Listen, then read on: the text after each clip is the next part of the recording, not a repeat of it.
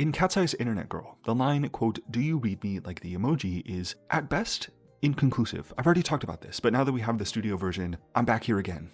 What emoji? The emoji? The definite article "the" alone raises alarms, saying, quote, "The emoji" carries the faint scent or working of millennial or even premillennial syntax, suggesting a fundamental misunderstanding of how emojis actually work. Changing the line to something like, quote, "Do you read me like an emoji?" would have fixed everything. We wouldn't have a problem here. The article becomes indefinite, opening up the possibility to every single emoji. Emojis are plural by nature, right? They thrive in excess. The article is definite, however. It's referring to one specific emoji. What is the emoji in question? I think if we're being culturally responsible here, that emoji would maybe be the zucchini emoji. "Eat zucchini" are lyrics that come right before the emoji line, right? Except critically, there is no zucchini emoji.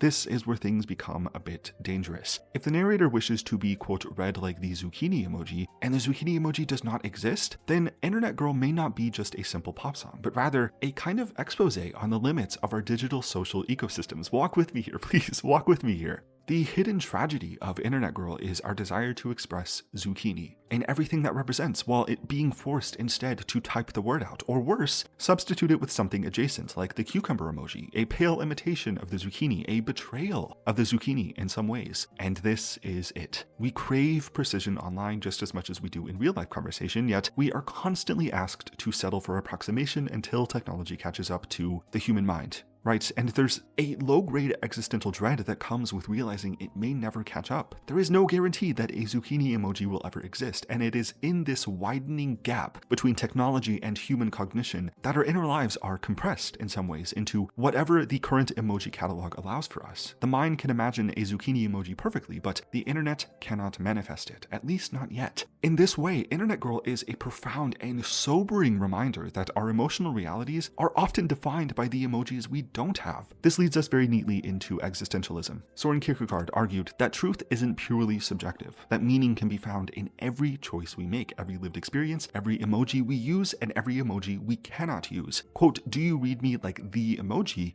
ultimately adopts an existential stance rooted in freedom, or out of a need for freedom. And while Kierkegaard's thoughts loom nearby, I would say Internet Girl aligns more closely with Jean-Paul Sartre's framework. In his 1946 lecture, "Existentialism is a Humanism," Sartre argues that existence precedes essence. In simpler terms than that, scissors are designed with a purpose before they exist. They are made to cut things. We invent paper, find out we need to cut the paper, and so we make scissors, right? Scissors are born with a purpose that comes before their existence. Now, humans, however, exist first and only later define ourselves through choice. Purpose is not a sign, it is constructed by us. This is free will, right? Give or take a few spiritual and cultural complications. So, where do emojis fit into this? Emojis are products of human free will, created to define ourselves, to, I guess, externalize meaning in digital conversations. We long for the zucchini emoji because it would allow for us to become more fully ourselves, right? And so here lies the Internet Girl's fundamental problem. The zucchini emoji does not exist, yet its essence clearly does. We know exactly what it should be and how it would work. Its meaning precedes its manifestation.